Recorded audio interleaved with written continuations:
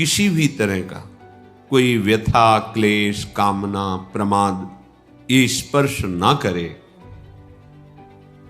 इसके लिए केवल एक उपाय है, भगवद आश्रित होकर नाम जपना। महाप्रभु हरिवंश चंद्र जी कहते हैं, हरिपद का आश्रय और तीनों लोकों का मंगल करने वाला नाम। नाम जिह्वा में, हृदय से आश्रय, तो ये त्रिगुण का प्रवाह जो हमें फिसलाता चला जा रहा है, ये निष्प्रभावित हो जाएगा। जब त्रिगुण का प्रभाव शिथिल होने लगता है तो सब में भगवत भावना हमारे हृदय में जागृत होने लगती है। जब बिल्कुल प्रभाव खत्म हो जाता है तो सर्वत्र भगवत साक्षात्कार की स्थिति होती है। सर्वत्र मेरा प्रभु है, ऐसी स्थिति होती है। जब ये ब्रह्माकार या सर्वान्वस्तुतया निरीक्ष ऐसी बुद्धि होती है, इसके बाद उसके हृदय में जो उपासना से जुड़ा हुआ है, यदि वो वेदांत दर्शन में है तो बस इसी पूर्णता में वो मुक्त हो जाता है, मोक्ष पद की प्राप्ति हो जाती है। यदि उपासना मार्ग में है तो सिद्धांत रस स्वीकृति होने के कारण वो यहां टिक नहीं पाता। सर्वान्वस्तुतया निरीक्ष वो इसका अनुभव करके आगे बढ़ता है तो उसका श्रृंगार रस में प्रवेश होता है। श्रृंगार रस में यदि वो ऐसी उपासना से जुड़ा है जहां कांत भाव का श्रृंगार है तो वहीं पूर्णता का अनुभव करने लगता है। यदि वृंदावन नित्य बिहारी विहारिंजू के महामाधुर्य रस का वो उपासक है तो महामाधुर्य रस में ही विश्राम मानेगा। श्रृंगार रस उदय होते ही हृदय प्रेम से द्रवित होकर संपूर्णतया प्रभु में आसक्त चित्त अब उसके प्रभु बिहारी विहारिंज हुए। तो ये महाप्रेम महामाधुर्य रस उसकी विश्राम स्थिति अर्थात चिदानंद वृंदावन में प्रवेश। श्रीपाद प्रबोधानंद जी वर्णन करते हैं, प्रकत्यंतम गत्वा जड़मनित्र दुखात्म सकलम परब्रह्म ज्योति परिचिनु महाविस्तृत मम ततो दूरे शुद्ध स्मर रसमयाश्चर्य मधुरो ज्वलम ज्योति पूर्णम परमिहि वृंदावन वनम। पहले त्रिगुण के रचे हुए तीनों देह, तीनों लोक, इनसे राग रहित होना, ये बड़ा ऊंचा महाभाव महाप्रेम है। रसम राधायामा भजत किल भावम ब्रजमणौ, ये बहुत दिव्य भाव है। इसका बड़े बड़े महापुरुष जन भावना भी नहीं कर सकते, ऐसा एकांतिक रस वृंदावन का है। वैकुंठाधिपति भगवान नारायण, उनके पार्षदों का अपार वैभव सुख यहां के सखा भाव वालों को भी नहीं रुचता है। ब्रज के सखा भाव वालों को भी वैकुंठाधिपति का वो महाऐश्वर्य महामहिम रुचता नहीं। फिर आगे वात्सल्य और कांता भाव तो कहना ही क्या है, फिर ये तो महामाधुर्य रस है, महाप्रेम, परम आनंद मोद। तो जिसके हृदय में सत्संग से बात बैठ गई कि तीनों लोकों में कहीं नित्य सुख नहीं है, अनित्य माया रचित, माने दिखावा, दिखाई दे रहा है नहीं।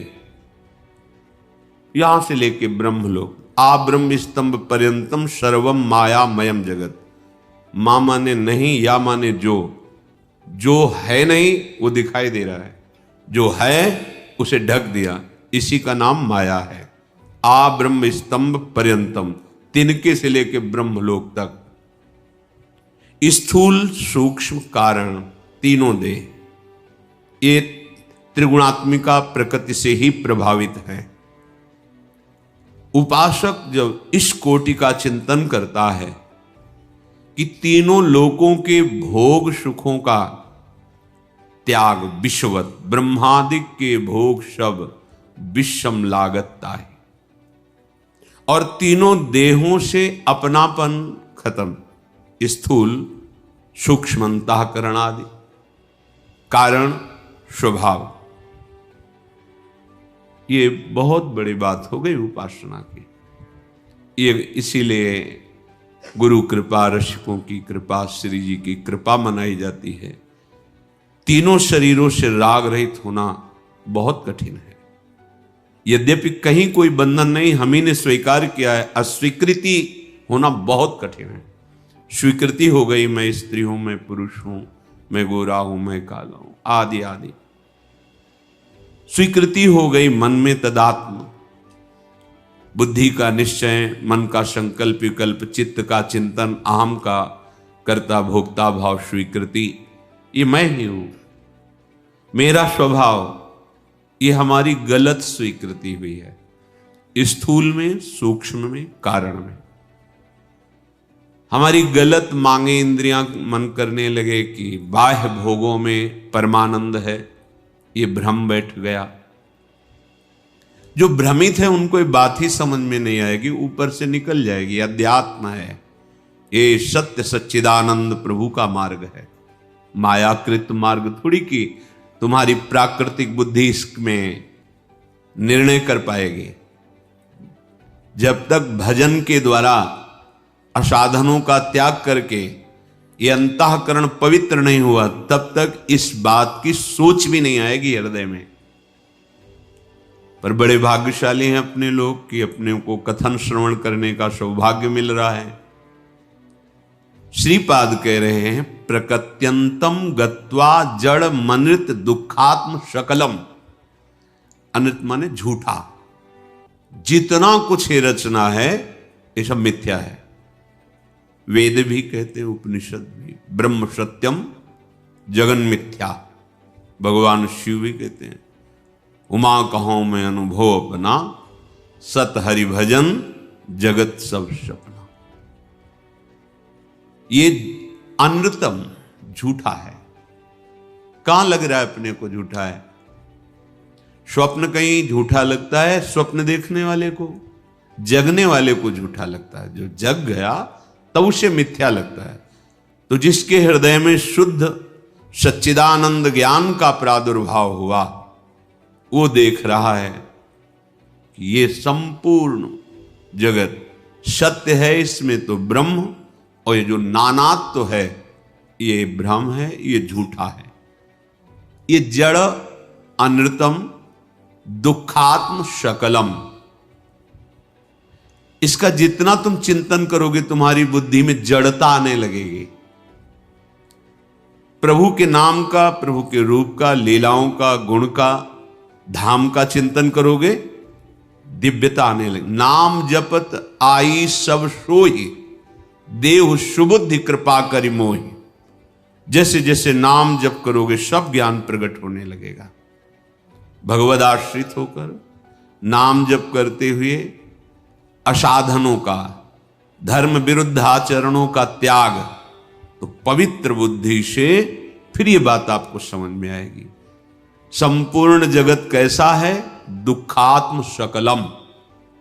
भगवान कह रहे दुखालयम अशाश्वतम।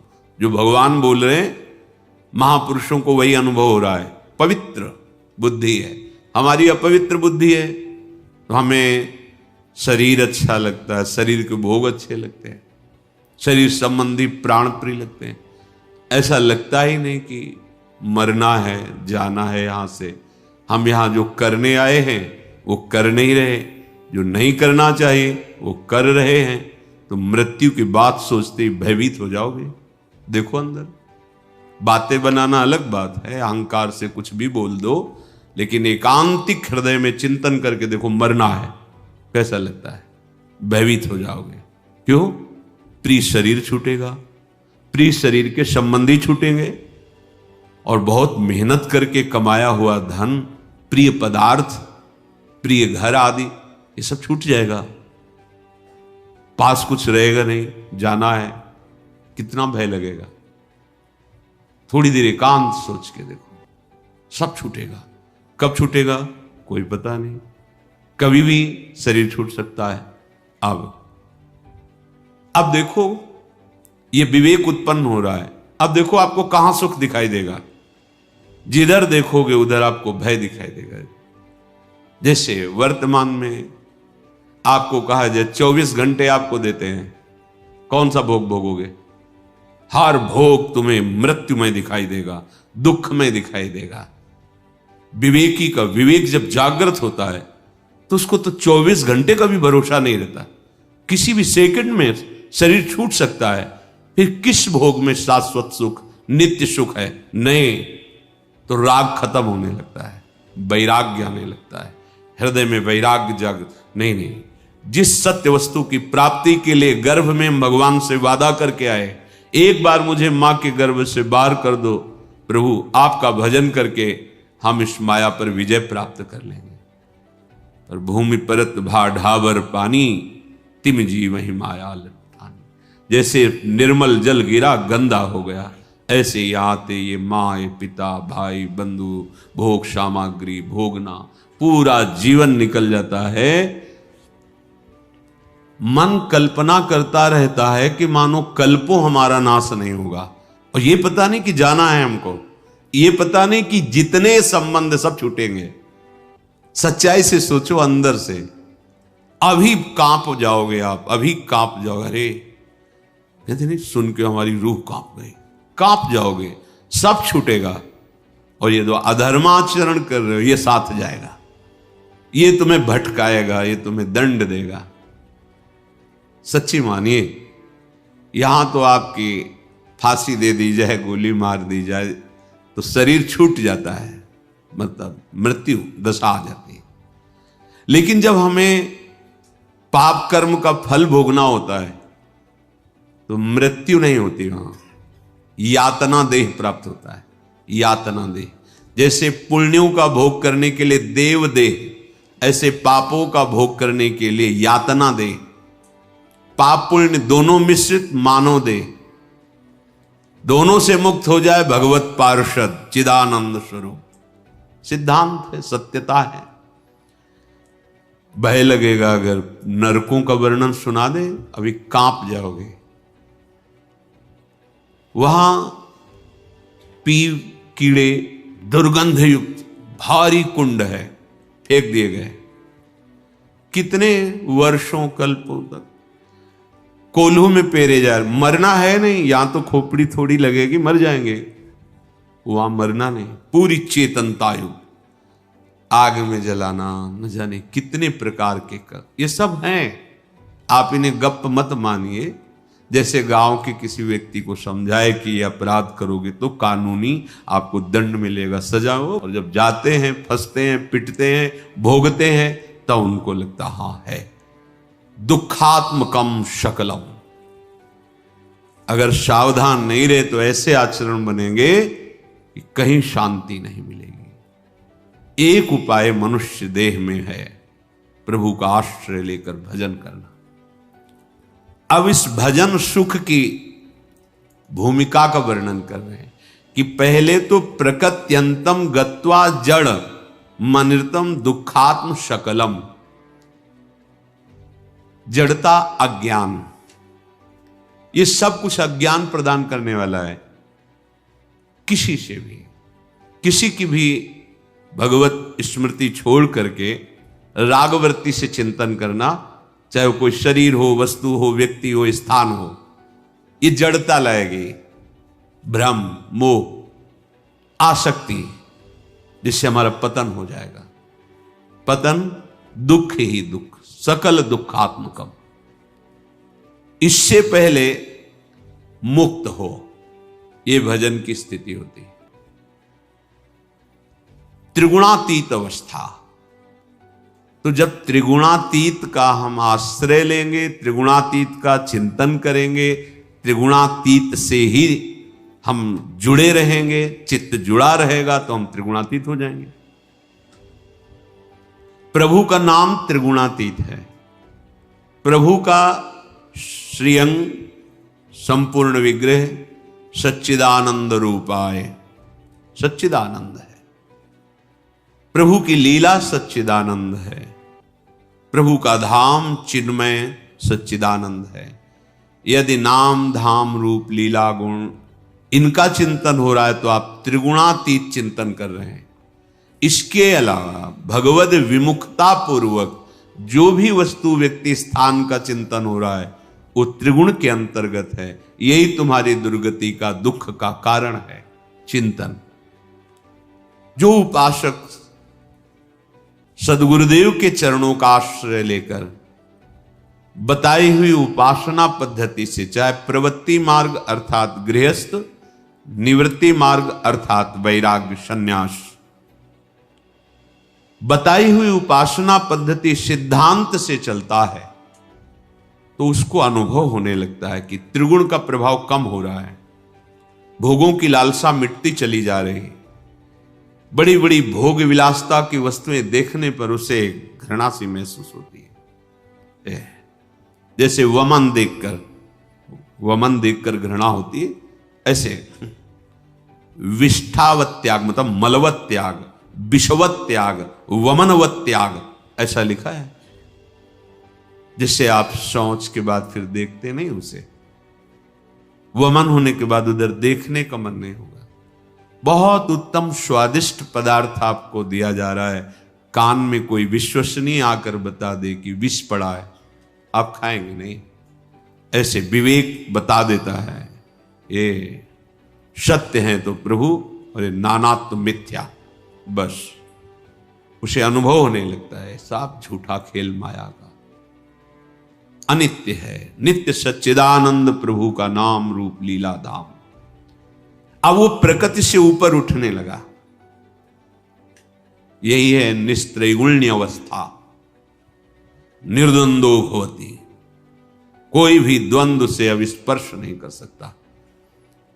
अब उस परब्रह्म ज्योति परिचिन महाविस्तृतम, सर्वत्र वो विस्तार देखता, एक ही परब्रह्म परमात्मा। ये बातों से नहीं होता, स्थिति होती। एक बिजली शीतलता प्रदान कर रही है, एसी में, कूलर में, वही बिजली हीटर में आग पैदा करती, शरीर छू जाए तो आग बन करके भस्म कर देती है। बिजली तो बिजली है, जो इतनी शीतल है, सुखद है, वो भी इतनी दुखद, तापमान जानने वाला दोनों में बिजली कुछ समान देख रहा है। यंत्र के प्रभाव से वो शीतल या उष्ण, अनुकूल या प्रतिकूल अनुभव में आ रहे। प्रभु समान रूप से विराजमान है। अनुकूलता प्रतिकूलता ये करण है, करण, मन बुद्धि चित्त अहम।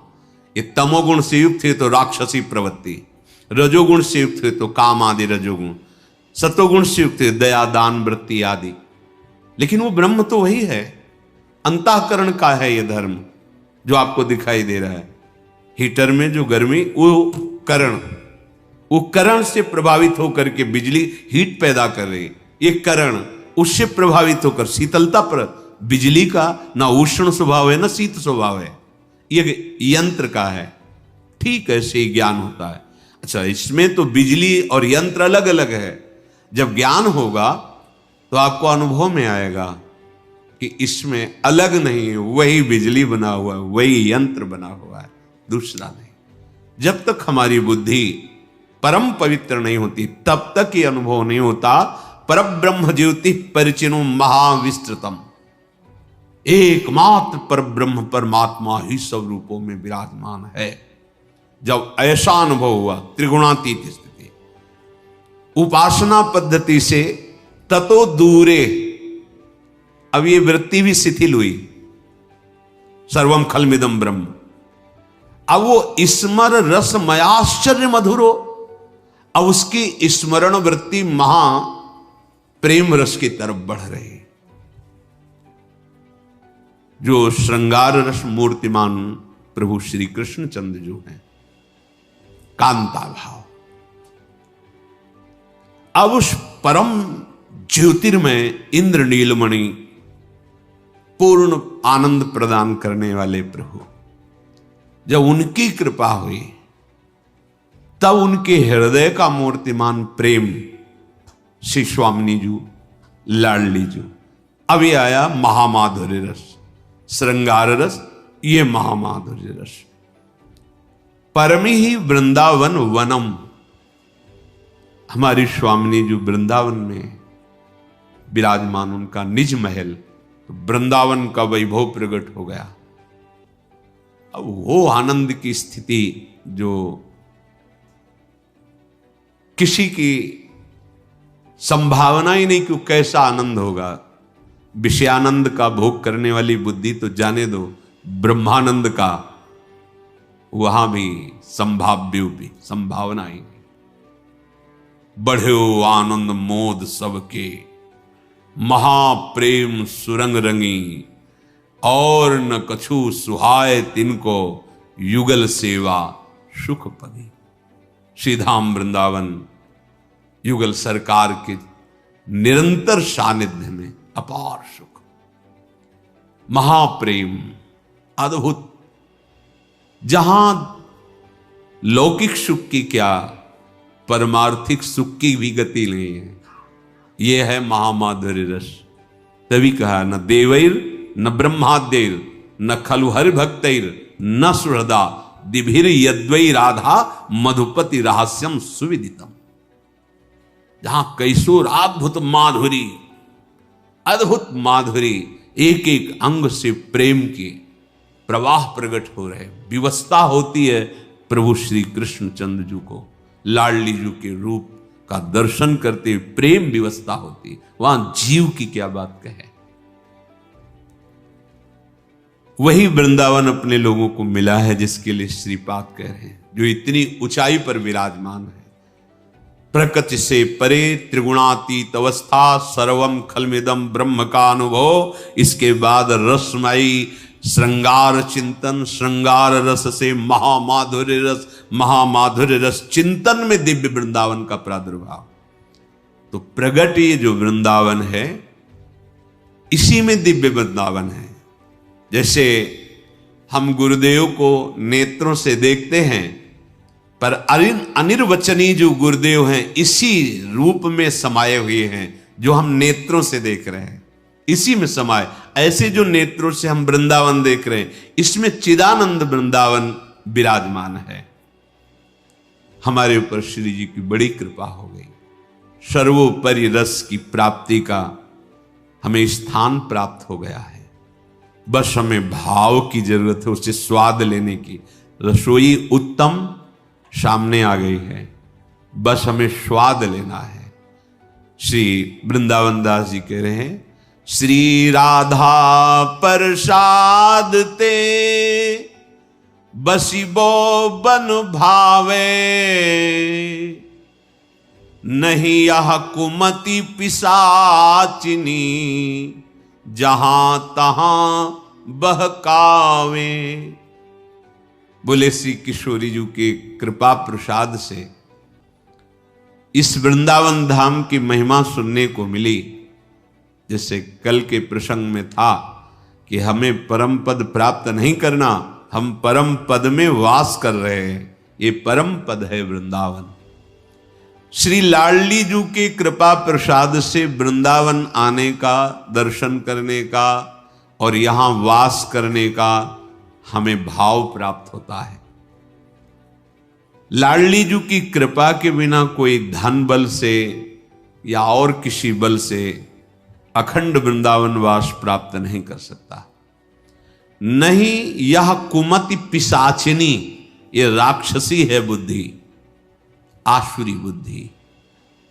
स्पष्ट देख लो, उदाहरण है कितने ऐसे। देह सुख के लिए, इंद्रिय सुख के लिए धाम छूट गया, लाडली जी का आश्रय छूट गया, कंठी तिलक छूट गया, भजन छूट गया और एकमात्र विषय भोग के लिए जीवन बर्बाद कर दिया।